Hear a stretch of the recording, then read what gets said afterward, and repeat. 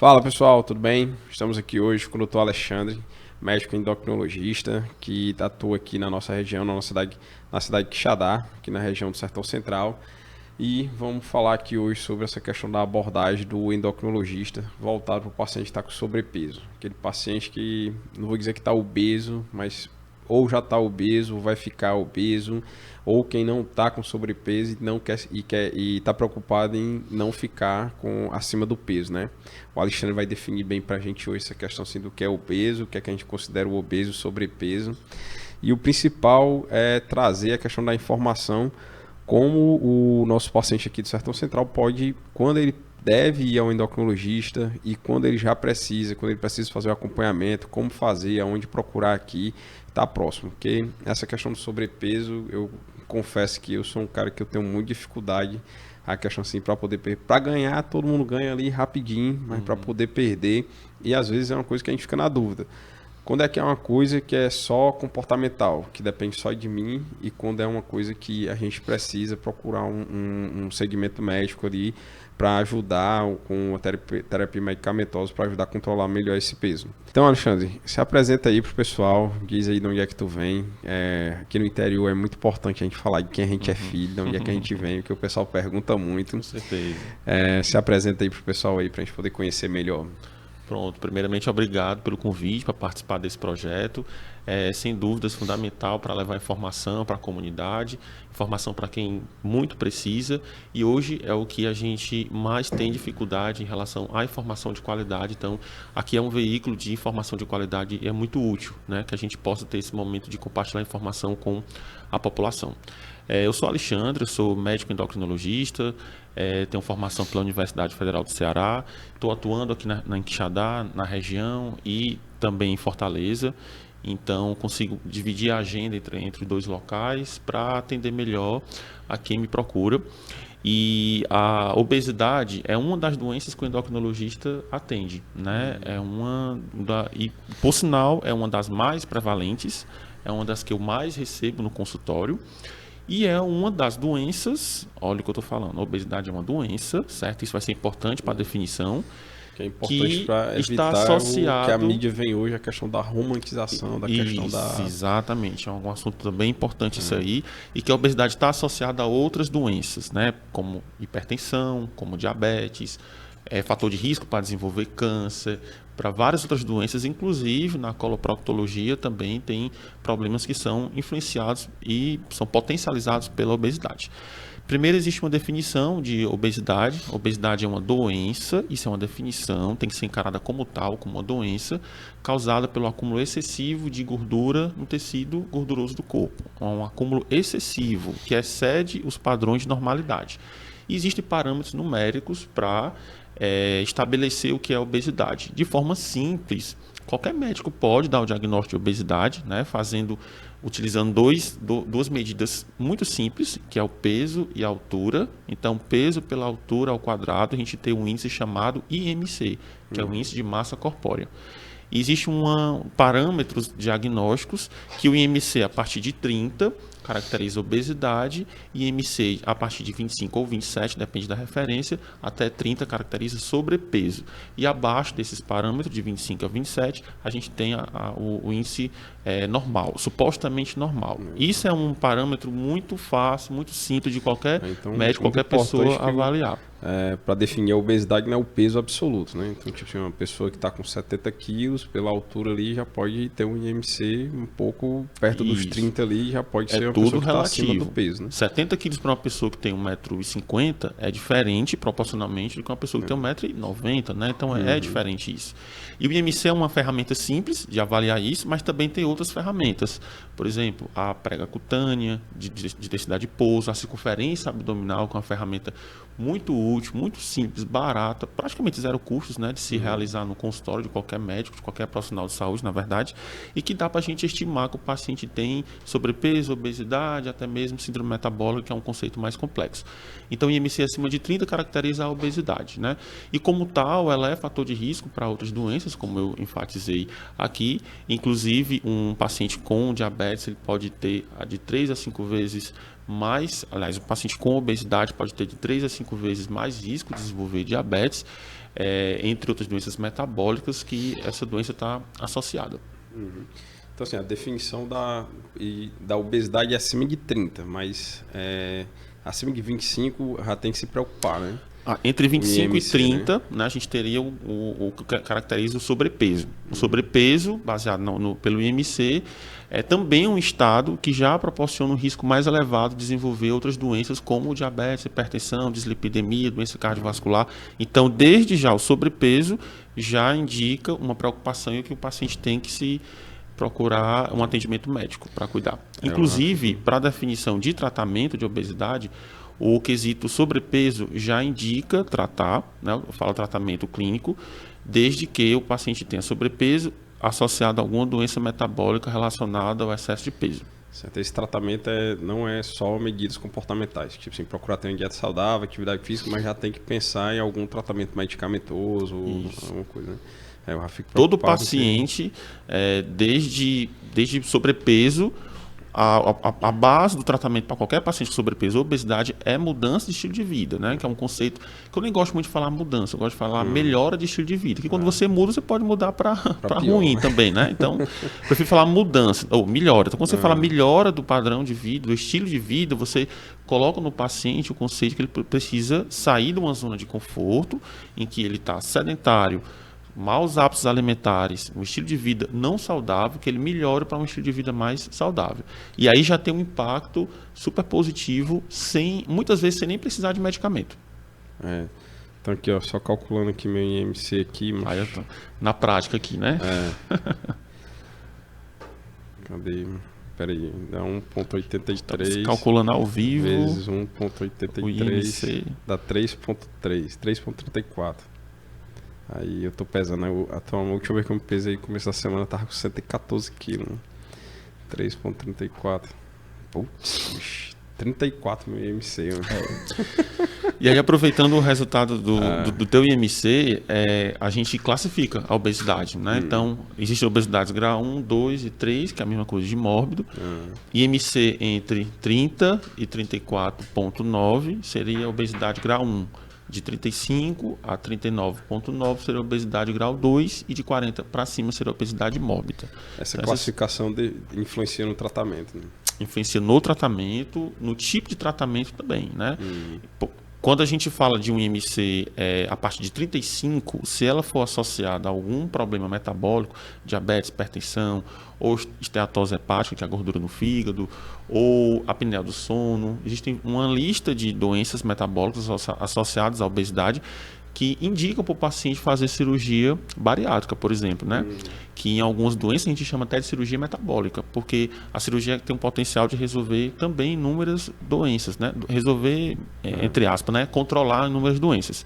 E quando ele tem um IMC a partir de 40 de obesidade mórbida, mesmo sem ele ter nenhum outro problema de saúde associado, ele também é candidato a fazer cirurgia bariátrica. Claro, sempre tenta-se antes, dependendo das condições, um período de tratamento clínico, né? Pois é, muita dúvida tem essa questão assim, o que se tenta antes, né? De chegar até, não tanto assim na questão da bariátrica, mas na terapia medicamentosa, que precisa tomar um medicamento, alguma coisa.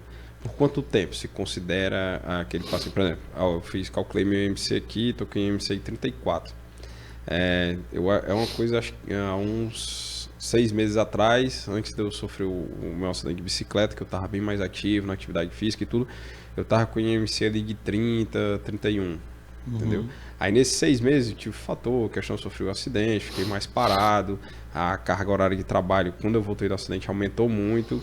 E eu tenho quanto tempo para poder tentar melhorar essa questão de voltar pro IMC que era de antes, para poder pensar na terapia medicamentosa?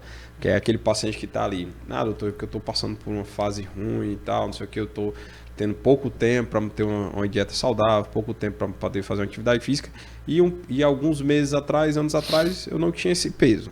Ou então o paciente está ali, eu sempre tive esse peso e hoje eu quero começar a perder peso para poder não precisar tomar medicamento e nem cirurgia. Eu tenho quanto tempo, mais ou menos, se considera ali para poder pensar? para poder pensar numa terapia clínica ou isso. cirúrgica? Ó, vamos dar um tempo aqui de uns 2 meses, 3 meses, para tu poder tentar perder peso e ficar com o IMC ideal. Digamos assim, espera quanto tempo? Então, não, ó, já tá com esse valor aqui, esse IMC, a gente já tem que entrar com terapia medicamentosa aqui, ou então, ó, a gente já tem que programar, fazer uma bariátrica, porque provavelmente você não vai conseguir perder peso, você não vai conseguir chegar no seu IMC ideal para poder sair do sobrepeso, sair da obesidade, entendeu? Isso tem a ver com a definição de tratamento, a indicação de tratamento. Então, quando a gente fala tratamento, eu sempre explico muito isso para os pacientes. Tratamento não é só medicamento. Quando a gente fala tratar, o que vem à mente é usar remédio ou cirurgia, né? Mas tratamento não é só medicamento. Então, quando eu falo mudança de estilo de vida, atividade física, uma dieta hipocalórica, isso também é tratamento. Quando a gente fala de tratamento da obesidade, a gente tem que entender que a obesidade, como doença, ela é uma doença crônica e que o paciente precisa de tratamento para a vida toda. Esse tratamento, eu volto, não é só medicamentoso. Muitos pacientes conseguem deixar os medicamentos, mas como iniciam uma rotina saudável, de atividade física, de dieta saudável, ele consegue manter o peso perdido e consegue parar a medicação. E mantém só a atividade física, entendeu? Então, o tratamento é crônico, ele deve durar a vida toda, porque se o paciente parar algum desses, ele volta a ganhar. E quando a gente tem um IMC, como eu falei no início, entre 27 ou 25 até 30 de sobrepeso, e se ele tem alguma doença associada, aí você já pode indicar o tratamento clínico inicialmente. O tratamento cirúrgico ele é indicado quando o paciente tem um IMC a partir de 35, ser obesidade grau 2, quando tem alguma doença associada, ou obesidade a partir de um IMC de 40, mesmo sem nenhuma doença associada. Você não vai pensar, eu vou só estimular... Sim, existe um período mínimo de 3 meses que a gente recomenda então, de avaliação, de 3 meses de avaliar o paciente, como vai ser o estado comportamental dele. Muitos pacientes já chegam obeso, mas com diabetes compensado, com a pressão alta descompensada, com o colesterol descompensado, com outras comorbidades descompensadas, que você precisa resgatar o tratamento do peso de uma forma mais rápida. Então você vai acelerar mais um pouco o processo. Tudo é individualizado, Zé Carlos, né? Você sabe que na cirurgia também, né? E também tem aquele risco da pessoa já estar com sobrepeso, já estar com a obesidade ali instalada, e eu não quero fazer exame, eu não quero tomar medicamentos nem nada. Às vezes até pessoas jovens, né, com 25, 30 anos ali, que não querem, são resistentes a poder a fazer um exame, a tomar uma medicação. E às vezes o cara quer do nada começar a fazer atividade física da noite pro dia. E às vezes esse paciente já está com uma comorbidade ali, alguma doença associada e descompensada, né? Ele já não está com a pressão controlada, já não está com provavelmente está com diabetes, nem sabe, nem tratava, e o cara do nada vai começar uma dieta, uma atividade física, e a maioria das vezes que a gente vê, o cara não consegue superar sozinho, né? Porque ele já está com outras doenças compensadas que vai acumulando, virando aquela bola de neve, né? Então, assim, muito importante, né? A questão, às vezes não tem um período importante, um período ali de início, o cara... passa aí 1 mês, 2 meses pra gente tentar e depois volta pra ver se precisa de algum medicamento, né? Às vezes o cara já precisa alguma logo coisa, de cara, além do que essa parte inicial do tratamento que todo mundo vai ter que ter, né? A atividade física, a dieta. E a atividade física é o importante, que às vezes o paciente obeso ele já não consegue fazer atividade física, né? Então ele precisa já tem uma fazer limitação coisa. funcional. O paciente muito obeso, extremo obeso, aquele com IMC a partir de 45, 50, esse paciente é candidato praticamente direto a uma cirurgia bariátrica, né? Porque a gente entende a urgência de se resolver aquele problema, de tirar ele daquele risco elevado, ele tem uma comorbidade cardiovascular grave, um infarto, um AVC, ficar sequelado, ele já é pouco funcional pela doença, né? Então existe uma necessidade. Por isso que eu falei, é tudo flexibilizado. Tem aquele paciente que é engajado em mudar o seu estilo de vida, tem outro que não é. E isso a gente consegue identificar durante a consulta, na entrevista com o paciente. E um conceito assim que eu trago que é importante, tu falou no começo em relação a questão de comportamental e tal. É comportamental até certo ponto, mas não depende do paciente. Ninguém é obeso porque quer. Tem todo um conjunto de mecanismos fisiopatológicos, alterações hormonais que estimulam o apetite, aumentam a fome, né? Diminuem a saciedade, estimulam o apetite, que faz com que o paciente tenha um excesso de consumo de calorias.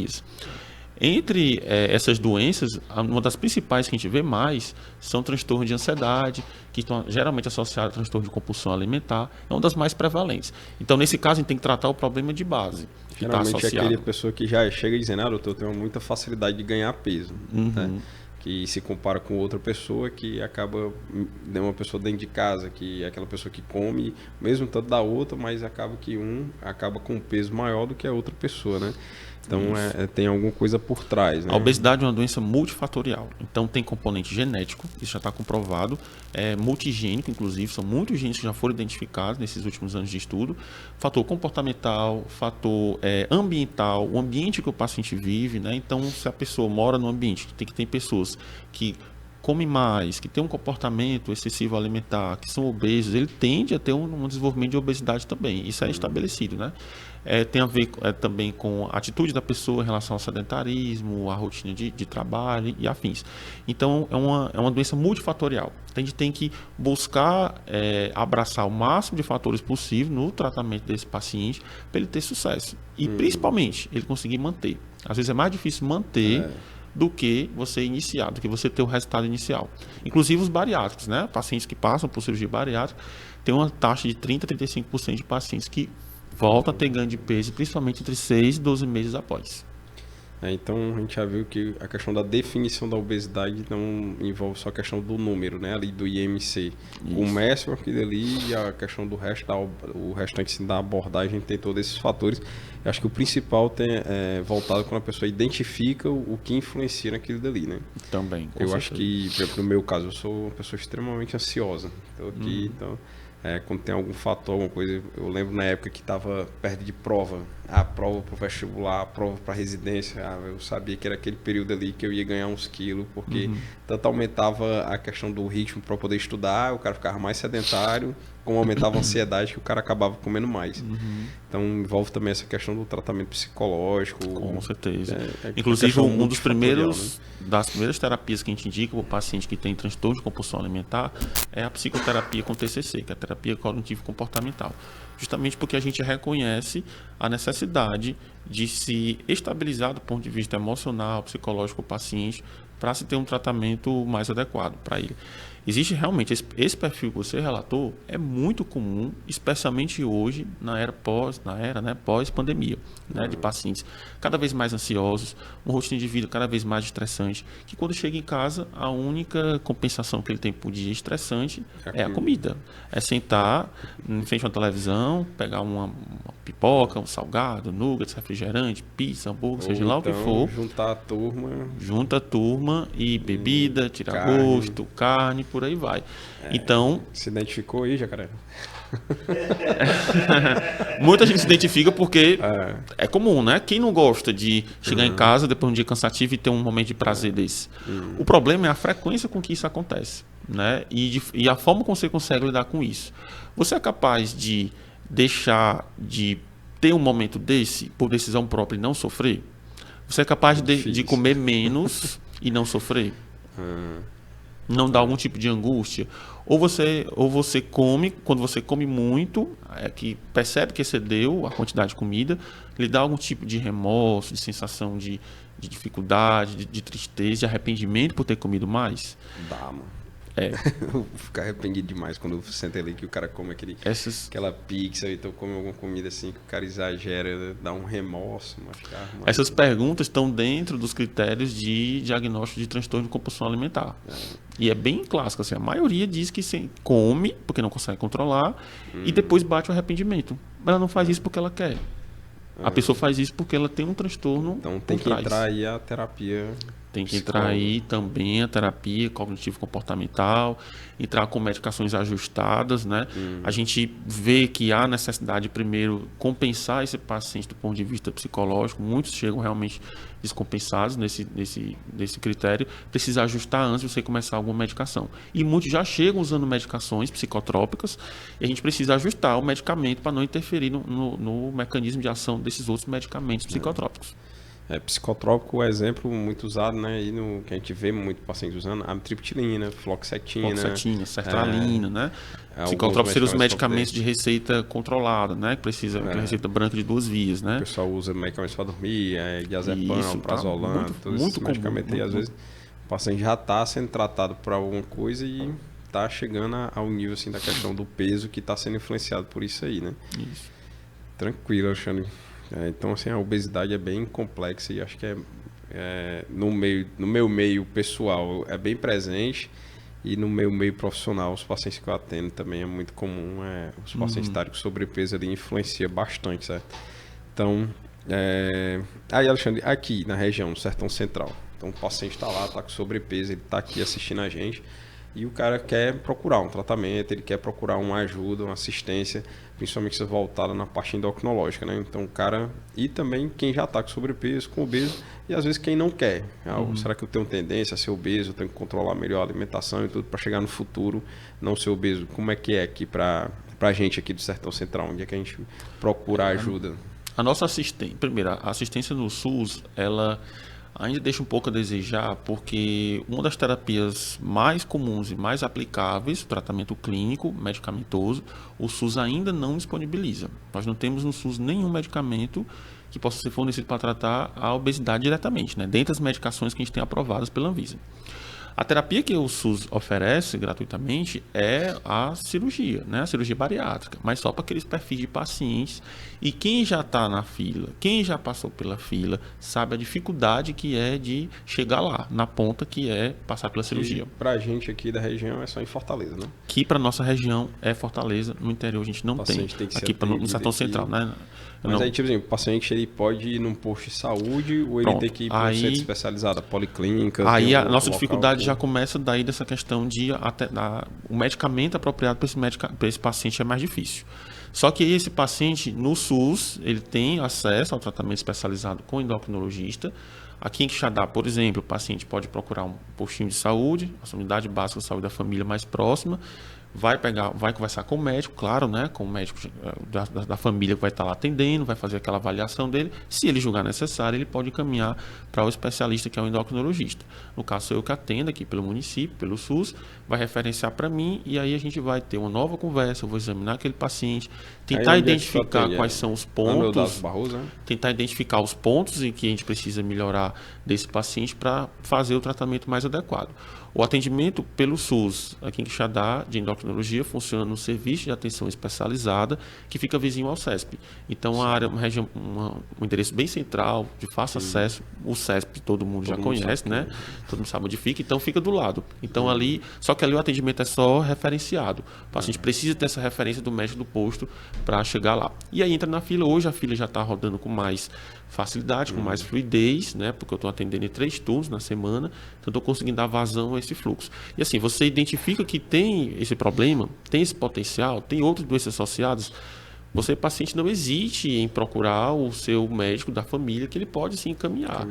Entenda que é uma coisa tratável, né? E a gente vai ver qual a melhor estratégia de tratamento para o paciente. Show de bola.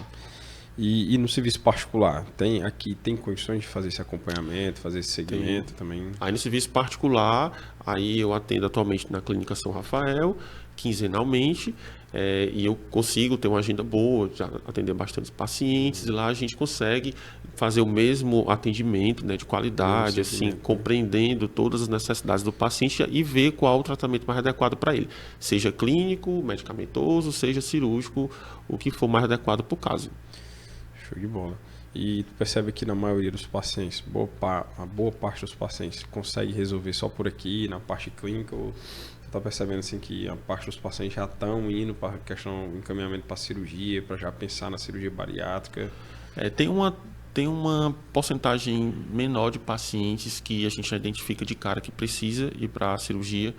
Recentemente atendi um paciente, por exemplo, que ele tem uma rotina de trabalho exaustiva, ele diz que não consegue de forma nenhuma praticar atividade física, ele já está com obesidade grau 3, então já tem obesidade mórbida, já sente prejuízo funcional, porque no trabalho ele já não está conseguindo desempenhar as funções como ele deveria, como era antes, porque ganhou muito peso.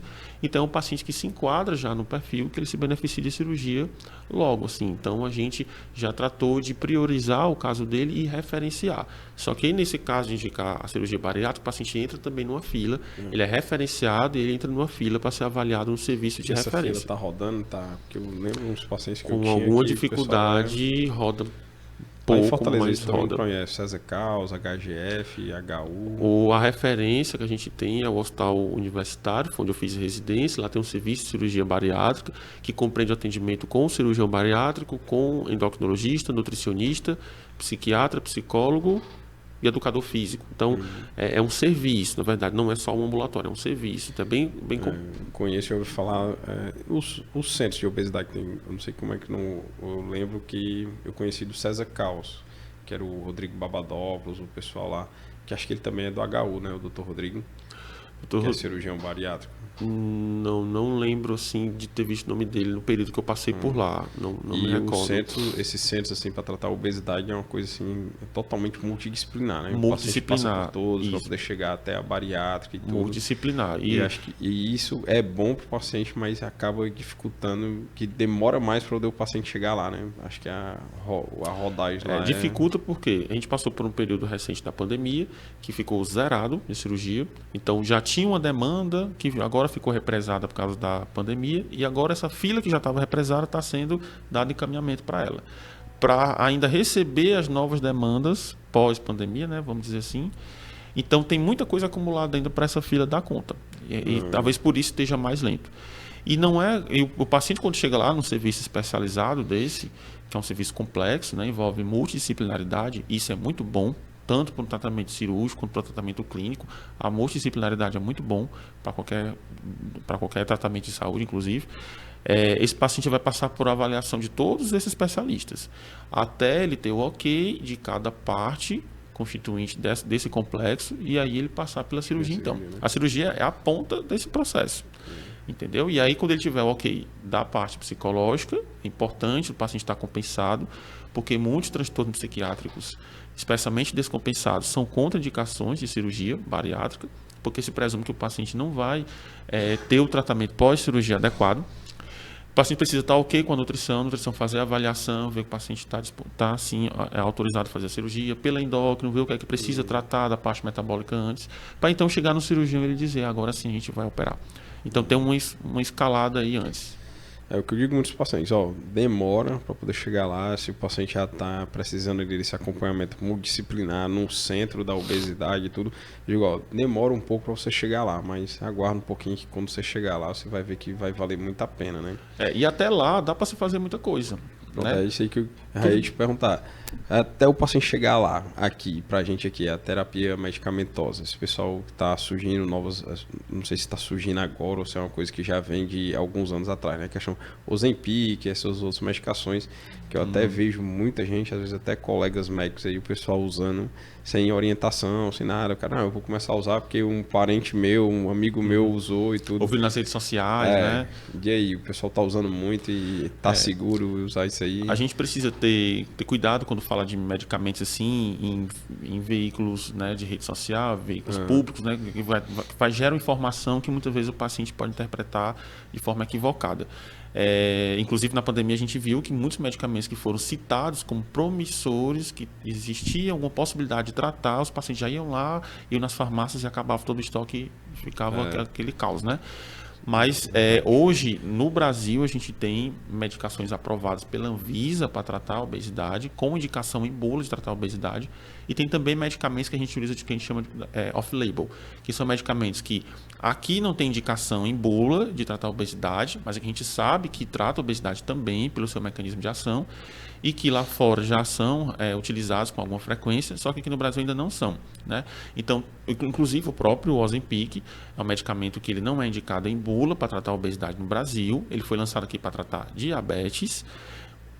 Da mesma classe do Ozempic é o Saxenda, que aí sim no Brasil é indicado para tratar obesidade e diabetes, mas obesidade e diabetes. Lá fora não, o Ozempic tem indicação para obesidade também, inclusive já foi lançado a versão, entre aspas, a versão do Ozempic, que é outra marca, Não diga que é não, para senão tratar, não vou dizer, mas nem chegou aqui, nem chegou aqui, tá para chegar, mas a perspectiva de preço é meio alarmante assim da medicação. Essas que já tem hoje em dia já são bem caras, né? Essas que já têm uma dificuldade, né, financeira que impõe esse obstáculo ao paciente, né? Alguns conseguem iniciar, mantém por um tempo, mas depois realmente fica mais difícil, né? Mas tem outras opções que também são mais em conta e que a gente tem resultados também e que a gente consegue administrar, gerenciar para o paciente, a depender do perfil que a gente observar nesse paciente. Só que muito depende também do próprio paciente, né? Dele manter uma rotina disciplinar de atividade física, de alimentação saudável. Um dos principais pilares é a dieta, e é uma das coisas que a gente vê mais dificuldade é do paciente ter um comportamento alimentar adequado, né? E o paciente que faz uma dieta direitinho, que faz uma rotina de atividade física constante, muitas vezes não precisa ser esse medicamento mais caro que está na moda, como por exemplo o Ozempic. Ele pode tratar com medicamentos mais simples, com custo menor, ou muitas vezes nem precisa de medicamento, né? Como o exemplo que a gente tinha conversado antes aqui, antes do vídeo. Não precisa de medicamento, consegue ter eficácia só com medidas não farmacológicas, né? Então a gente vê todo tipo de caso. Assim também como vê paciente que usa medicamentos da moda, né, que já surge mais na mídia, como o Ozempic, e não tem resultado satisfatório. Mesmo a gente sabendo que o Ozempic é um medicamento, sim, muito bom para perder peso. Isso é importante lembrar que toda terapia que se for feita, tipo assim, com medicamento ou a cirurgia, deve ser uma ponte, eu acredito, né, que é uma ponte para o paciente mudar o estilo de vida dele, né? Por exemplo, o paciente já está num grau de obesidade, o cara não consegue fazer atividade física, ele tem a questão psicológica ali, ele não consegue fazer uma dieta para poder mudar, aí ele vai entrar com um medicamento que vai ajudar ele a perder aquele excesso de gordura, ou então já vai para a cirurgia, perder a bariátrica ali, e o cara, isso aí é a ponte para ele chegar no nível, para ele poder voltar a conseguir fazer uma atividade física, controlar a questão assim do consumo da alimentação e manter, né? Porque se o cara fizer a bariátrica, daqui a pouco volta o estilo de vida que era antes, ele vai acabar ganhando peso de novo. Por isso que é feito todo um trabalho de preparo desse paciente antes da cirurgia, justamente para evitar isso, que de certa forma até recorrente, né? O paciente geralmente depois da cirurgia ele tem uma curva de peso bem interessante, só que aquela perda de peso ela estabiliza, chega no platô, e aí dependendo do paciente ela pode voltar a subir aquele peso ou ele consegue manter. Depende de todo esse trabalho que é feito no pós-operatório. Então, a cirurgia não é o fim do tratamento, ela é o início de uma nova etapa, em que o paciente tem que continuar se esforçando e fazer o acompanhamento médico direitinho. Isso não é fácil. Eu digo muito para meus pacientes ali que eu vou operar, aí às vezes você fala para o paciente, tem que perder um peso, antes de fazer a cirurgia de uma hernia, uma pedra na vesícula, alguma outra coisa. É difícil. Você pede para o paciente, mas você já sabe que vai ser uma tarefa bem difícil para ele ali. Por isso que eu me interessei em fazer esses vídeos para a gente poder ver se a gente consegue trazer mais informações para esses pacientes que a gente atende aqui no Sertão Central. É difícil. Eu reforço com os pacientes que a gente está tratando de uma doença, obesidade é uma doença, mas que também depende parcela do esforço do paciente, né? De ter aquela consciência. Do mesma forma que ele tem esforço para resolver outras demandas, a sua questão de saúde é uma demanda muito importante, se não a mais importante, né? Então precisa ele ter esse alerta. E eu gosto de colocar o paciente como personagem ativo desse processo. Ele não deve ser aquela pessoa só que recebe as informações do médico, vai tomar seu remédio, fazer exame e tal, não. Ele tem que ser uma pessoa ativa nesse processo. Ativa em todos os sentidos, inclusive no de fazer atividade física, procurar uma alimentação mais saudável, né? Então a gente depende muito de um atendimento multidisciplinarizado, inclusive com educadores físicos, fisioterapeutas, nutricionistas. Então são pessoas muito importantes nesse processo, né? E quando a equipe ela é bem articulada, o paciente consegue ter acesso a esses profissionais, o resultado em geral é bem satisfatório. E a gente tipo assim, a gente é especialista, eu não trato diretamente com a obesidade, né? Geralmente eu trato uma parte dos meus pacientes eu trato uma complicação da obesidade, né? Então, tipo assim, eu tô ali na ponta tratando alguma coisa ali e confesso que às vezes a gente não fica aqui sem saber para onde mandar o paciente, para poder dizer, tô tratando esse paciente aqui hoje, mas Eu tenho que mandar ele perder peso, tenho que orientar para poder ele fazer um acompanhamento, porque daqui a pouco ele vai voltar com outro tipo de complicação. Ou para mim, ou para outro colega especialista que trata uma complicação da obesidade. Um cardiologista, um ortopedista. Com certeza os ortopedistas pegam um paciente que chega com artrose de joelho, que já é uma complicação dessa questão do sobrepeso, da obesidade, né?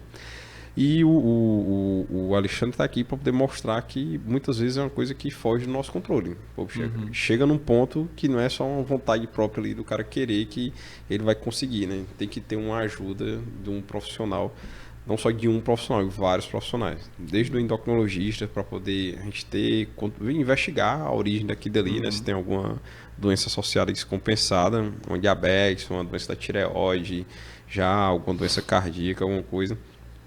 O educador físico, o nutricionista, o psicólogo, tudo isso aí vai envolver essa questão dessa doença tão complexa que é a obesidade, né? É uma doença que dificilmente ela caminha sozinha, né? Porque se ela não tiver outras doenças que estão paralelas, ela vai acabar desenvolvendo complicações que se tornam doenças que vão estar junto da obesidade. Então, por isso que esse acompanhamento é sempre muito complexo, assim, né? E a gente precisa desmistificar o tratamento da obesidade.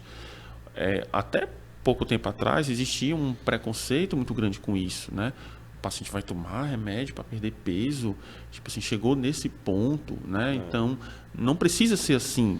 O seu paciente obeso, ele é um paciente igual a um paciente que tem diabetes, igual a um paciente que tem uma hérnia a corrigir, ou tem hipertensão, um paciente com qualquer outra doença. Então, ele é um paciente como outro qualquer. E tem que ser encarado como tal. Principalmente por aqueles profissionais que vão atender esse paciente lá no início do serviço, né, do SUS, por exemplo.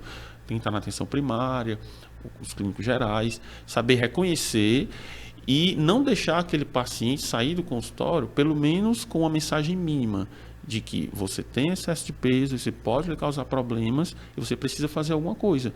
Orientar, diminuir a ingesta de alimentos, procurar alimentos mais saudáveis, estimular a atividade física. Isso é o mínimo que pode e que deve ser feito, né? Como médico, de modo geral, qualquer profissional de saúde. E jamais ter a questão do preconceito, não sei nem se é preconceito, né? Não ter aquela crítica de dizer, é simples, é fácil. Fecha a boca, come menos e bota um tênis ali no pé, sai, vai fazer uma caminhada. Não é fácil. A gente está vendo aqui, está aprendendo também mais aqui hoje com essa questão que é essa complexidade. Alexandre, e aqui na nossa região, aqui no Sertão Central, tem alguma particularidade, alguma coisa assim que tu vê? Tipo, tu tem em Fortaleza ainda também, né? Alguma coisa que diferencia o nosso paciente do sertão? Tem uma prevalência menor, tem uma prevalência maior da obesidade? Ou então tem um fator que ajuda, um fator que atrapalha para ele aqui no Sertão Central, no Quixadá? Olha, até algumas décadas atrás a gente conseguia ver bem essa distinção entre o paciente de zonas urbanas, especialmente grandes conglomerados urbanos, em que o consumo de alimentos industrializados é mais prevalente e que a rotina do dia a dia é mais complicada, as pessoas não têm tempo de fazer a sua alimentação em casa, de usar ingredientes naturais, ocupar aquele tempo para preparar o seu alimento. E acaba se rendendo alimentos já prontos, muitas vezes ricos em conservantes, em gorduras que são utilizadas para preservar o alimento, para dar sabor àquele alimento. Então, alimentos multiprocessados, e muito processados, né? No geral é a bolacha recheada, o miojo, o sorvete, creme, o refrigerante, bolachas industrializadas, macarrões instantâneos, sorvetes caseiros, alimentos muito gordurosos, enlatados em geral, frituras em excesso, refrigerantes, alimentos açucarados. Houve um boom, uma explosão de consumo de alimentos açucarados nos últimos anos. No começo era mais o pessoal da capital. Que há algum tempo atrás era mais o pessoal de cidade grande, incluindo as capitais, né? E que no interior a gente via mais os pacientes, mais de zona rural principalmente, que usavam muito alimentos naturais, que tinham tempo para praticar a culinária saudável, preparar seus alimentos, não usava nada de conservantes, nada de edulcorantes, ou até mesmo a parte dos açúcares eram normais, eram mais naturais, né? Isso foi mudando com o tempo e hoje com o avanço da informação, da mídia, dos veículos de comunicação, esses pacientes foram conhecendo alimentos industrializados e hoje esses multiprocessados estão também nas zonas rurais. Então hoje a gente vê que o paciente da zona rural também está apresentando obesidade tanto quanto os pacientes de zona urbana. Né? Quando a gente fala de Quixadá hoje é uma zona urbana grande, né? Logo regionalmente tem uma proporção de zona urbana muito grande, e a gente já consegue comparar esses pacientes da zona urbana com da zona rural e ver que a obesidade está prevalente. Tu identifica nos teus pacientes a mesma coisa que eu identifico no meu. Às vezes o paciente vem da zona rural, de Cipó dos Anjos, Tapuiará, algum canto assim. Aí eu falo, melhore a questão da ingesta de fibra, como mais fruta, mais verdura. E às vezes o paciente refere que está difícil para poder consumir esses produtos aí mais na zona rural, tudo ter acesso. E é mais fácil para eles comprar ali um pacote de bolacha, a questão desses alimentos industrializados e levar para lá, né? Não só mais fácil, mas muitos deles foram expropriados dessa atividade que eles tinham. Ou a terra lhes foi retirada de alguma forma, ou eles foram impedidos de trabalhar por questões financeiras, não receberam mais ajuda do governo para o plantio, para manter aquela agricultura familiar. Ou seja, existe uma cadeia de problemas relacionados a isso. Muitas vezes não é só porque ele prefere, né? Assim. Isso aí eu lembro que era uma coisa que a gente via, por exemplo, quando estava estudando para o vestibular, lá no livro de geografia, essa transformação, né, do meio rural. E é uma coisa que eu vejo na nossa realidade hoje, que realmente tem essa transformação, tem isso aí, influenciou no consumo do pessoal. O que queira ou não queira, aqui no nosso meio, se você for num local, um produto industrializado é bem mais barato e mais acessível do que um produto natural. Um copo de suco é mais caro que uma latinha de refrigerante, né? Sim. Então, acaba influenciando muito e chega para a nossa ponta, lá no consultório, com as consequências, né? Obesidade, uma constipação, ou então um distúrbio intestinal ali descompensado. Então, assim, Você perguntou isso em relação a alguns pacientes relatam que conseguem ter acesso a mais esses alimentos. Eu me lembrei agora de muitos pacientes que relatam que... Eu pergunto, como está a alimentação? Tá procurando comer alimentos mais saudáveis e tal? Aí dizem, não, doutor, não consigo, porque fazer dieta é muito caro e tudo. Aí eu digo, certo, mas vamos ver como está a sua alimentação hoje, para ver se realmente é caro ou não, daria para adaptar. Aí fala, não, no prato tem o arroz, o feijão, a farofa e a proteína, né? Eu digo, será se metade desse carboidrato todo for substituído por legumes, por folhas, por vegetais, será que realmente ficaria mais caro? A questão é que o paciente compra o macarrão, compra o arroz, o feijão, a farinha. Se ele trocar metade desse potencial de compra por legumes, vai ser basicamente equivalente. A questão é fazer escolhas.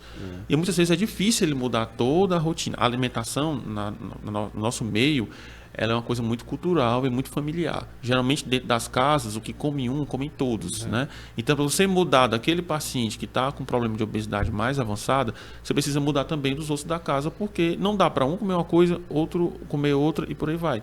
Por questões financeiras também, né? Além de culturais. Então, eu percebo muito isso. E também lembrar que, como tu disse, né? Às vezes o cara pega ali aquela feira que ele está fazendo, se ele trocar alguns produtos que ele já tem na feira por outros mais saudáveis, talvez o valor final fique o mesmo. Beleza, pode ser que fique um pouco mais caro, mas aquele mais caro ali que ele está pagando naquela hora, ele tem que lembrar que vai ajudar ele a economizar mais na frente. Sim. Vai evitar dele comprar um medicamento, vai evitar dele fazer um exame desnecessário, um exame que, se ele tivesse uma alimentação saudável, ele não iria gastar. Né? Tem toda essa questão. Uma das estratégias relativa, né? em relação a isso é procurar frutas, legumes, vegetais da estação. O que é que está mais em conta? Né? Tem muito vegetal, a variedade é incrível. Eu tenho pesquisado um pouco mais sobre receitas veganas, vegetarianas. Não que eu esteja me tornando vegano, mas eu tenho começado a me interessar mais por essa ciência, vamos dizer assim, porque eles têm uma criatividade muito grande de lidar com vegetais. É incrível o potencial do que dá para se fazer só com legumes, sem precisar muitas vezes nem mesmo de carne, né? Então os veganos, ele tem essa capacidade. Hoje tem muito material nas redes sociais de receitas super saudáveis, que, se você for ver, não usa nada de preparos industrializados, nada de artificial, nada de conservantes, tudo 100% natural e feito muitas vezes de forma simples, né? Em pratos completos, riquíssimos, bonitos de se ver, inclusive, dá vontade realmente de comer e que são altamente saudáveis. Então envolve E também a está cada questão vez da... mais comprovado que não tem déficit nutricional, né? A pessoa deixar de comer carne vermelha, comer um produto de origem Isso. animal, A vai ter uma proteína, ou outra a mais. proteína que você vai receber é a mesma, né? Quem é vegano estrito mesmo, tem só que ficar atento a alguns macro e micronutrientes que ele não vai encontrar se ele se alimentar exclusivamente de legumes, né? De vegetais. Então, existem estratégias nutricionais de se suplementar essas deficiências. Mas são casos mais específicos. Foi só para ilustrar a questão de o quanto que dá para versatilizar com legumes, né? Só que a nossa cultura é muito dos cereais. É o arroz, é o feijão, é o macarrão, É né? muito A mais farinha. fácil desembalar um pacote de bolacha do que o cara ter que descascar uma Do fruta, que descascar uma as peças verdura. no dia a dia de hoje, que a gente senta para pegar o celular, para olhar alguma coisa, passa 2 horas olhando ali um monte de informações, muitas vezes inúteis, e aí, quando você for ver, não tem mais tempo para preparar o jantar, o almoço. É mais fácil abrir um alimento já pronto e consumir. Ou pedir, né, o fast food, que é muito mais rápido. O iFood, Uber Food, não esqueci o nome agora. Veio aí para facilitar o acesso à comida pronta, né? E essas facilidades Uber Eats, prejudicam né? Lembrei agora o nome. E, Alexandre, e a questão que a gente falou muito no começo sobre a questão da multidisciplinaridade, né? Da questão do tratamento da obesidade. E aqui no Sertão Central, tu vê essa questão da abordagem multidisciplinar boa, adequada para os pacientes aqui? Tipo assim, o paciente tem acesso a um nutricionista que oriente a ele, a questão da dieta, tanto no particular quanto no SUS, nutricionista, o psicólogo, o educador físico, um psiquiatra, um cardiologista, nos teus pacientes que tu acompanha. Por exemplo, o paciente conseguiu chegar para ti lá no SAI, né, ali perto do CESP, tá lá acompanhando, você precisa passar no psicólogo, tem o psicólogo lá, nutricionista tem, e também no meio particular, tu tem um pessoal, uma equipe boa que trabalha contigo para poder fazer esse acompanhamento aqui? Pronto, a nossa rede de assistência no SUS aqui tem nutricionista, tem educador físico, tem um psicólogo, não necessariamente lá na nutricionista tem no SAI, né? Mas educador físico e psicólogo mesmo de assistência no município não é lá, né? É em outras unidades da atenção do município. Mas a gente tem nutricionista dentro da casa, dentro do SAI, que faz esse acompanhamento, a gente tem um link direto com esses profissionais e sempre que há necessidade a gente encaminha esses pacientes. E quando não tem lá, no SAI a gente encaminha, referencia para a central de regulação e o município faz a divisão conforme a disponibilidade dos profissionais. No privado, sim, hoje no município a gente tem excelentes profissionais que atendem essa demanda, são muito competentes, conseguem fazer um trabalho muito bom e a gente vê que isso repercute no resultado final do paciente. O que não falta em Quixadá é academia, né? Tem muito mesmo, a gente tem um hall de opções muito interessantes, né? Muitas delas orientadas por profissionais mesmo formados na área que têm capacidade de adequar o treino à possibilidade do paciente, a possibilidade e a necessidade do paciente. Mas em relação à atividade física, eu gosto sempre de tratar com o paciente de forma muito objetiva, muito simples. Você hoje não faz nada, já faz algum tempo que está sedentário ou nunca fez atividade física. Se você sair do sedentarismo e começar com pelo menos uma caminhada, meia hora todo dia, já é alguma coisa, diante da ausência de fazer alguma coisa, né? Então, inclusive, esse númerozinho, meia hora de atividade física por dia, é recomendado pela OMS. É o mínimo de atividade física recomendado para que os pacientes se mantenham saudáveis e previnam doenças. 30 minutos de atividade física todos os dias, 5 vezes na semana, ou 50 minutos 3 vezes por semana, desde que no final da semana ele consiga somar 150 minutos de atividade. Eu só consigo fazer no final de semana. Tudo bem, hoje já tem estudos que mostram que atividades físicas concentradas no final de semana, mas de forma mais moderada, intensa, tem eficácia semelhante a quem faz atividade física ao longo da semana. Então, assim, vai no teu tempo, encontra o tempo que você tem para fazer atividade física. Se só consegue meia hora, só faz meia hora. Desde que haja aí um planejamento de você progredir o seu treino. Você não vai estagnar ali, né? Mas para quem não faz nada, começar a fazer alguma coisa, já é uma diferença muito grande. E já é uma melhoria de estilo de vida, né? Certeza. Show de bola, Alexandre. Tranquilo, cara. É muito bom a gente saber aqui a questão de divulgar, saber dessa questão desse serviço para a gente poder encaminhar os pacientes e informar a população aqui do Sertão Central que eles têm acesso a isso aí. Que eu vejo que muitas vezes você vê um programa no YouTube, no Instagram, alguém falando, e você está aqui no Sertão Central, você vê um pouco distante, né? Poxa, cirurgia bariátrica é muito distante. Parece coisa de cidade grande, né? Assim, de grande aqui centro. tem acesso, né? É acessível pelo SUS, tanto pelo SUS como particular, para poder encaminhar. E acho que o nosso principal dever aqui nossa obrigação, a gente como médico, trazer essas informações e divulgar mais ainda. E principalmente aqui para a nossa população, aqui no sertãozão brabo aí, né, esse público assim, entre 40 e 50 anos, um pessoal que precisa bem de atenção para procurar esse serviço, né, que chegar e controlar esse peso para evitar sequelas maiores, para esse pessoal não chegar lá nos 60, 65 anos já com uma sequela que seja irreversível. Muita gente não sabe, Zé Carlos, que a obesidade é uma doença que precisa, que existe tratamento, né? Muita gente pensa que é só questão de querer, porque está comendo demais, é fase da vida, né? E aí a importância desse veículo de comunicação, dessas informações que a gente está detalhando aqui, é isso, é dizer, olha, existe um problema e que existe também a opção de tratamento, que você tem direito a isso, tem que buscar, né? Então sempre é possível fazer alguma coisa e nunca simplesmente deixar acontecer, e aí a tendência nesse caso de não fazer nada é só piorar, né? Pois, Alexandre, cara, foi um prazer te receber aqui, me ajudar, que a gente promover isso, essa questão de informação à saúde, aproveitar essa questão da evolução dos meios, das redes sociais, né, que permite a gente fazer isso aqui, a gente gravar um vídeo que com certeza vai chegar para várias pessoas aí aqui que são próximas da gente, que o pessoal não imagina ainda, não conhece o serviço que a gente está disponibilizando aqui.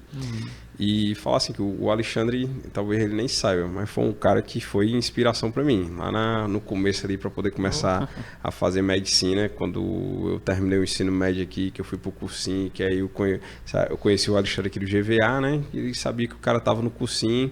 No primeiro ano do cursinho eu te encontrei lá e tu falou, óbvio, vai estudando aqui que dá certo. E no outro ano tu passou no vestibular, não foi para o UFC Sobral. E aí, quando eu vi o cara passando, eu disse, pô, se esse cara conseguiu passar, eu vou perguntar a ele como é os caminhos aqui. E o cara, toda a humildade que ele tem até hoje aí, falou, ó, bicho, estuda assim, assim, assim, procura isso aqui. A gente fez cursinho no Farias Brito, né? Estuda tantas horas por dia, vai nos livros aqui. E eu disse, pô, bicho, eu vou seguir o caminho que esse cara fez aqui para eu poder conseguir passar. E não deu outro. Né? Ele passou num ano, no outro ano eu passei.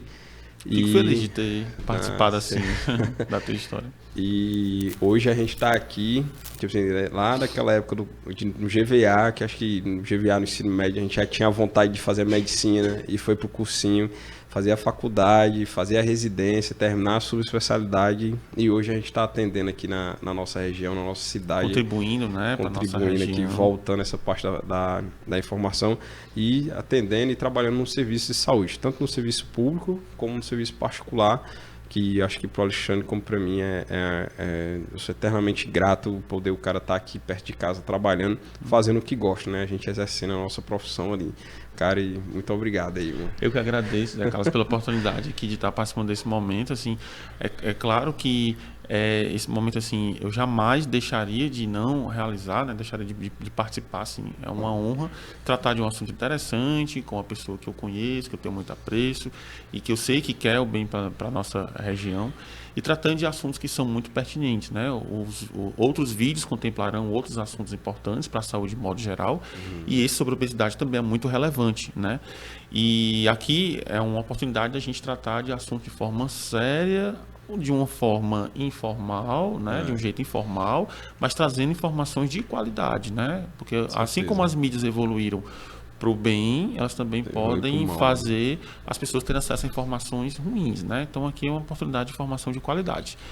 E eu agradeço a oportunidade aqui novamente, né? Quem precisar, estou à disposição para atender. Como já foi falado aqui outras vezes, eu atendo particular. Diz aí tua rede social aí para o pessoal poder seguir. Quem quiser me seguir, vai botar aqui embaixo. @AlexNetoMed. Lá eu só tenho essa rede social, então lá eu posto coisas da área médica, algumas dicas, algumas orientações, também posto coisas trabalhistas mesmo assim, né, informando onde eu estou atuando, onde eu estou trabalhando, também alguma coisa pessoal, porque é um Instagram só. Eu não consigo administrar duas contas, uma pessoal e uma profissional. Para mim é a mesma coisa. Mas não consegui, não. Até porque a vida é uma só, né? Eu parto desse princípio assim, né? A gente tem uma vida só e eu acho que o pessoal tem que ser espelho do profissional e vice-versa, né? Exatamente. Não adianta no profissional a gente falar uma coisa, a gente está aqui falando sobre obesidade, sobre maus hábitos de vida, e no pessoal justamente Ficar ter aqui, esses chegar a maus gente hábitos. fingindo que tá magro. Pois tá, é, tá, assim, não sei né? o quê. Puxando assim o abdômen, né? Mas E então a gente precisa ter. enquanto a gente no meio da rua, andando na rua, no supermercado, aí, vixe, mano. Tem que ser exemplo, mas assim, os pacientes têm que entender que a gente também é ser humano, né? Que Exatamente. pode encontrar aí, comendo alguma coisinha assim, de mais diferente, e também precisa ter esse escape, né? Mas em se tratando de saúde, realmente é um assunto sério, que precisa de cuidado, precisa de atenção e dedicação dos pacientes. Então, quem precisar, estou à disposição, pode entrar em contato comigo pelas redes sociais, a gente pode bater um papo e orientar da melhor forma possível. Tranquilo. Muito obrigado, Alexandre. E valeu, pessoal. Obrigado aí por ter acompanhado a gente até aqui. Tudo de bom, pessoal. Vamos pro próximo.